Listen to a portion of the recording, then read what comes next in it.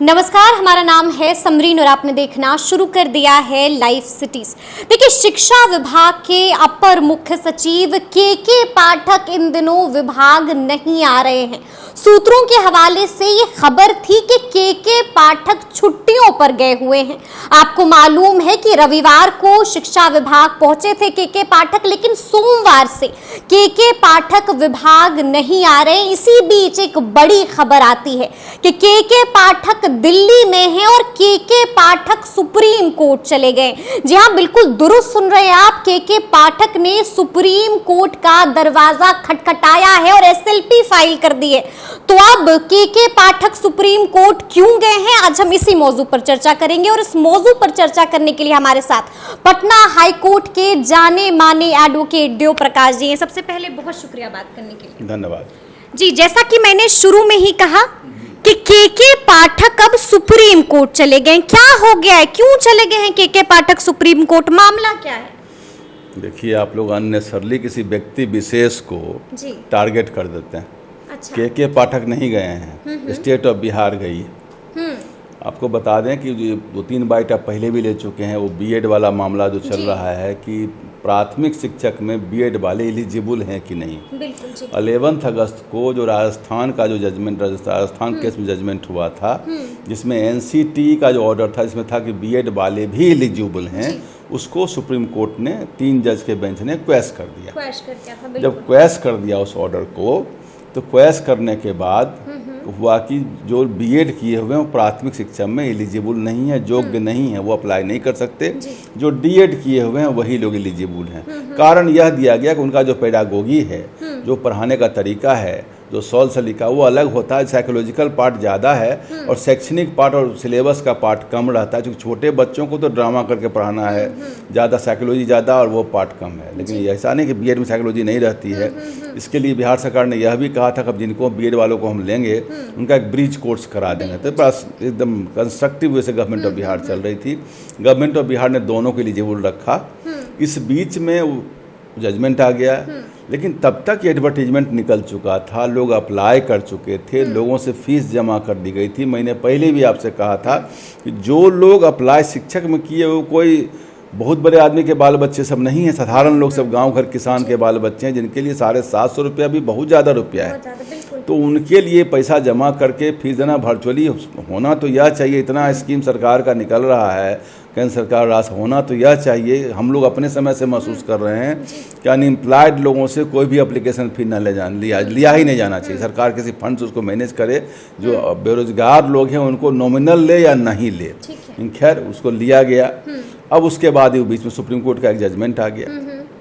अब जजमेंट आ गया तो बिहार में तब तक एग्जामिनेशन तो उसके बाद हुआ है। इस बीच में छत्तीसगढ़ का जजमेंट आ गया। छत्तीसगढ़ जजमेंट में प्रोसेस चल रहा था। छत्तीसगढ़ के हाई कोर्ट ने स्टे कर दिया in the light of the judgment of that supreme court का 11 अगस्त का, भाई अब नहीं हो सकता क्योंकि आप लोग एलिजिबल नहीं हैं।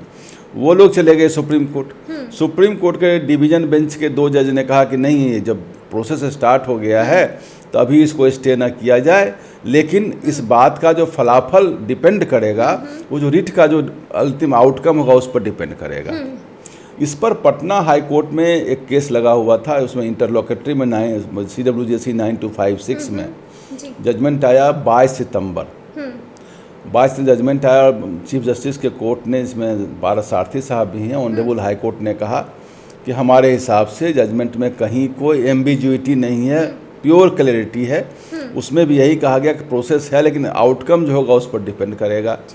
एनसीटी का जो वो नोटिफिकेशन है उसको क्वेश कर दिया गया। बीएड वाले अब एलिजिबल नहीं हैं, तो हमें इसमें कहीं कोई एम्बिग्युइटी नहीं है। उन्होंने इस केस को डिसमिस कर दिया। ये डिसमिस का ऑर्डर 22 सितंबर को आया। अब यह नहीं हमको मालूम कि 22 सितंबर को ही लोड हो गया हाईकोर्ट के साइट पर या उसके बाद लोड हुआ। तो सरकार, मैंने आपको पहले भी कहा था दूसरा अपने बाइट में कि सरकार इसको लेके सुप्रीम कोर्ट जाएगी। कि सरकार ने एग्ज़ाम कराया है, सरकार ने अप्लाई कराया है, और वो जो शिक्षा का अधिकार जो आर्टिकल 25A में दिया गया है, उसमें दिया गया है कि शिक्षा का अधिकार में जो रूल बनाने का पावर होगा वो इस राज्य सरकार को होगा। तो राज्य सरकार अपने संवैधानिक शक्ति के अनुरूप ही अपना कानून बना के उन लोगों को एग्जामिनेशन दिलवाई है। चूंकि सुप्रीम कोर्ट बीच में एक डिसीजन दे दिया तो कन्फ्लिक्ट तो इसमें आ गया। अब हाई कोर्ट ने यहाँ से डिसमिस करके भेज दिया। अब हमने उस समय बार बार आपसे कहा कि सरकार इस बात को लेकर सुप्रीम कोर्ट जाएगी। आप बराबर पूछ भी हमसे रही थी कि सरकार अभी तक गई क्यों नहीं। अब तो आपको स्पष्ट हो गया सरकार क्यों नहीं जा रही थी। बीच में गए थे कैंडिडेट लोग गए थे तो सुप्रीम कोर्ट ने कहा कि चूंकि बिहार सरकार उसमें पार्टी नहीं थी इसलिए हमने बिहार सरकार को कोई ऑर्डर नहीं किया है, लेकिन बिहार सरकार को उस ऑर्डर को देख करके ही आगे कोई काम करना चाहिए, इतना करके लौटा दिया, डिसमिस कर दिया था। तो उस समय बिहार सरकार नहीं गई थी। बिहार सरकार इसलिए नहीं गई थी कि यहाँ मामला चल रहा था। जब यहाँ मामला खत्म हुआ तो सरकार जो अब के पाठक साहब का बार-बार नाम ले रहे हैं, पहली पार्टी उसमें द स्टेट ऑफ बिहार है through the chief secretary government of Bihar. Second party में additional chief secretary ex officio party है, वहाँ के पाठक जगह पर और कोई XYZ होते तो वो भी पार्टी बनते। और जो रिस्पोंडेंट में रख दिया गया BPSC को और पंचायत जहाँ से और लोगों को शिक्षक की बहाली हुई है, उन सरकार बहुत कंस्ट्रक्टिवली ड्यूटीफुल्ली इस तरीके को ले गई। सरकार चाह रही है कि जो बात हमने किया है, हमने इतना मेगा बहाली निकाली है और जो BPSC थ्रू जो शिक्षक आएंगे उनका पे स्केल भी सही हो जाएगा, सरकारी का वो बिहार के राज्य कर्मचारी का दर्जा भी मिल जाएगा। और एक जो बात आ रही है बराबर की जो D.ED में यहाँ के लोग कम हैं और बाहर वाले अधिक हैं, तो सरकार का कहीं न कहीं पर्पस डिफीट हो रहा है। तो सरकार जो कर सकती है अपने भर सुप्रीम कोर्ट गई है, सुप्रीम कोर्ट इन बातों को रखेगी। देखिए 90% चांस तो मैं शुरू से कह रहा हूँ कि एक बार डिसीजन आ गया है तो जल्दी से सुप्रीम कोर्ट रिवाइज नहीं करेगी। लेकिन इसमें एक बात जो मैंने आपको कहा है कि सरकार के पास कानून बनाने का अधिकार है, सरकार ने कानून बनाया है। वहाँ मामला राजस्थान में उल्टा था। राजस्थान में सरकार ने ही कानून बनाया था कि हमको B.ED वाले को प्राथमिक शिक्षक में नहीं लेना है जी। यहाँ मामला दूसरा है। तो वहाँ राजस्थान में बनाया था नहीं लेना है, उसको हाई कोर्ट ने उसको सेट असाइड किया था, जिसके अगेंस्ट में वो चली गई थी राजस्थान गवर्नमेंट सुप्रीम कोर्ट। दोनों केस का बेस अलग अलग है, यहाँ बेस दूसरा है। तो जो यहाँ जब वो बेस है उस बेस में हमारे हिसाब से चूँकि लॉ की बात कम है, मानवता की बात ज़्यादा है, एम्प्लॉयमेंट की बात ज़्यादा है। बिहार पिछड़ा राज्य है, बिहार के लोगों को जीविका नहीं मिलेगा शिक्षक सरकार से, तो बहुत लोग तो भूखे मर जाएंगे, बहुत का परिवार घर नहीं चलेगा, यहाँ और कोई नहीं रास्ता बचता है। तो उसमें बिहार सरकार चाह रही है कि मैक्सिमम हमारे लोग यहाँ पर आवे। वकील साहब, ये हम जानना चाहेंगे कि ये SLP जो फाइल की गई है, SLP क्या होता है? बहुत लोग इसको समझ नहीं पा रहे हैं। देखिए आर्टिकल 136 में संविधान का अनुच्छेद है 136, उसमें स्पेशल लीव पिटीशन मतलब विशेष शक्ति दी गई है उसको, मतलब अर्जेंट, जिसको पहले हम लोग मेल ट्रेन कहते थे ना, सुपर फास्ट सब गाड़ी तो वंदे भारत, अब तो राजधानी आ गई, बाद में भारत आ गई। पहले हम लोग सुपर राजधानी ट्रेन अगर चलेगी तो सारे ट्रेन को किनारे कर दिया जाएगा। तो जितने भी उनके जो जुरिडिक्शन हैं सुप्रीम कोर्ट के, तो जो उसमें हैं कि अपील के और इसके, तो SLP जो होते हैं स्पेशल लीव पिटीशन, स्पेशल मतलब लीव का मतलब यहाँ छुट्टी नहीं है, लीव का मतलब होता है अनुमति, मतलब विशेष अनुमति के तहत इसको तुरंत सुना जाए, एकदम अर्जेंट है, ये एक्स्ट्रा ऑर्डिनरी है और इमरजेंट केस है, इसको सारे केस को हटा के सुना जाए। और ये प्राय SLP जो है सप्ताह प्रायोरिटी के साथ नहीं, सप्ताह 10 दिन में आ जाएगा, सुनवाई पर आ जाएगा, सप्ताह 10 दिन में आ जाएगा। बस अभी तो डिफेक्ट में लगा हुआ है, हो सकता है इस सप्ताह में डिफेक्ट 2-4-5 दिन में खत्म हो जाए। SLP नंबर अभी नहीं पड़ा है, अभी तो डायरी नंबर पर केस पड़ा हुआ है। जैसे ही SLP नंबर पड़ेगा, अगर सप्ताह नहीं है तो लोग जाके मेंशन करेंगे कोर्ट में कि इसको अर्जेंट सुना जाए, क्योंकि रिजल्ट हमारा रुका हुआ है। ठीक है, तो क्या वकील साहब हम ये समझें कि अब B.ED अभ्यर्थी जो हैं कुछ राहत की सांस ले सकते हैं? देखिए उनके हक में फैसला हो सकता है। जंग जारी है, जंग जारी के परिणाम कोई नहीं बता सकता है कि जंग में हारेंगे कि जीतेंगे। अभी जो मामला है एज ऑन डेट उनके विरुद्ध में सारी बातें उनके विरुद्ध में। हाँ, अगर हो जाता है तो समझिए वो बहुत भाग्यशाली हैं। सरकार अपने तरफ से कोताही नहीं बरत रही है। मतलब ये जो इल्जाम लग रहा था सरकार पर, B.ED अभ्यर्थी काफी नाराज थे कि हमारे लिए सरकार ने कुछ नहीं किया है, तो अब ये इल्जाम मैं शुरू से मैंने और बाइट्स में कहा कि सरकार बिल्कुल ईमानदारी से चाह रही है, काफी गंभीर है सरकार, बिल्कुल गंभीर है। और सरकार ने अब देखिए 22 को ऑर्डर आया है और 25 को डायरी नंबर चढ़ गया। अब समझिए कि 2 दिन छुट्टी में लिखाया होगा, केस लोग लिखे होंगे, डाले होंगे। सुप्रीम कोर्ट का पिटीशन डालना भी थोड़ा लंबा चौड़ा काम होता है उसमें, तो बहुत सारा चीज करके उसमें आगे बढ़े होंगे। सरकार के ऊपर कोई इसमें क्वेश्चन मार्क नहीं है। जी, ये भी कहा जा रहा था वकील साहब कि नियोजित शिक्षकों को लेकर भी के पाठक सुप्रीम कोर्ट चले गए, तो क्या ऐसी भी बात है?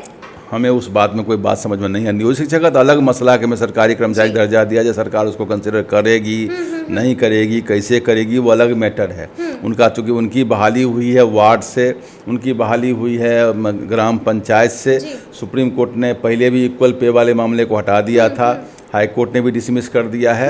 अब सरकार के ऊपर सब डिपेंड कर, सरकार तो मालिक है, सरकार अगर चाहेगी तो करना तो कर देगी। उनका अलग मसला है, इनका अलग मसला मतलब ये पूरा मसला जो है जिस पर पेंच फंसा हुआ था, लोग सवाल कर रहे थे कि आखिर के पाठक क्यों चले गए, तो के पाठक वहां पर गए हैं बीएड अभ्यर्थियों। यहाँ जो लोग हाईकोर्ट गए थे कि हमें भी नियोजित को कर्मचारी दर्जा दिया जाए, हमें सरकार को आज, वो सब मामला क्वैश हो गया, हम डिसमिस हो गया।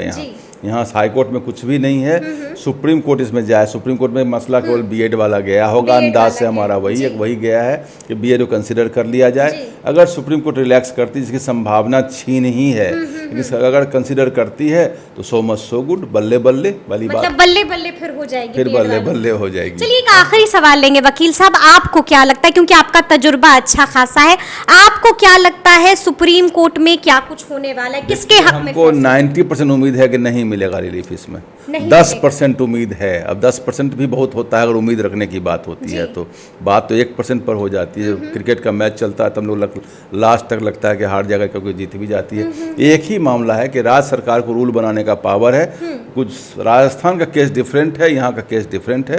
राज्य सरकार ने परीक्षा ले ली है, उसके बाद ही आदेश आया है। इस बात को कंसिडर सुप्रीम कोर्ट सिंपैथेटिकली करती है और तो संभावना एक सफलता, तो फिर बल्ले बल्ले, तब बल्ले बल्ले। चलिए, तो सुना आपने क्या कुछ कह रहे हैं वकील साहब। देखिए साफ साफ बता दिया है कि आखिर के पाठक ने सुप्रीम कोर्ट का दरवाजा क्यों खटखटाया है, और ये भी बता दिया है कि आगे इस मसले पर क्या कुछ हो सकता है। तो इस तरह के तमाम अपडेट्स के लिए ऐसे ही हमारे साथ बने रहिएगा। बिहार सरकार आपका जी, तो पूरी बातचीत आपने सुनी है। तो इस तरह के तमाम अपडेट्स के लिए ऐसे ही हमारे साथ बने रहिएगा और देखते रहिएगा लाइव सिटीज। बहुत शुक्रिया।